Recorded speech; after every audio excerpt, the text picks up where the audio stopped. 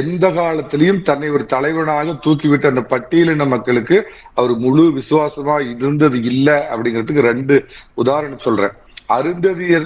அருந்ததி இன மக்களுக்கு உள்ஒதுக்கீடு கொடுத்தப்ப அவங்களுக்கு உள்ஒதுக்கீடு கொடுக்க கூடாதுன்னு கோர்ட்டுக்கு போனவர் திருமாவளவன். அவங்களும் பட்டியலின சகோதரர்கள் தானே சார். அதுல பல பிரிவுகள் இருக்கலாம். இவர் ஒரு பிரிவை சார்ந்தவரா இருந்தாலும் பட்டியலின மக்கள்ல அருந்ததியின மக்களும் ஒரு முக்கியமானவங்க. அவங்களுக்கு எதிராக கோர்ட்டுக்கு போனவர் நம்பர் 1. நம்பர் 2 பாத்தீங்கன்னா சார், நான் அவர்கிட்ட வாதத்துக்காக அவங்க அந்த நம்ம நேயர்கள்ட்ட ஒரு கேள்வி கேட்கிறேன்.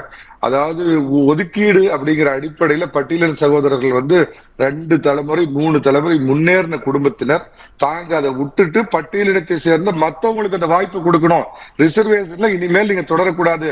முதல் தலைமுறை நீ மேல வந்துட்ட, 2ஆம் தலைமுறை நீ மேல வந்துட்ட, அதனால எனக்கு ரிசர்வேஷன் வேணான்னு நம்ம பட்டியலினத்துல இருக்கிற மத்தவங்களுக்கு விட்டு கொடுத்துருங்க.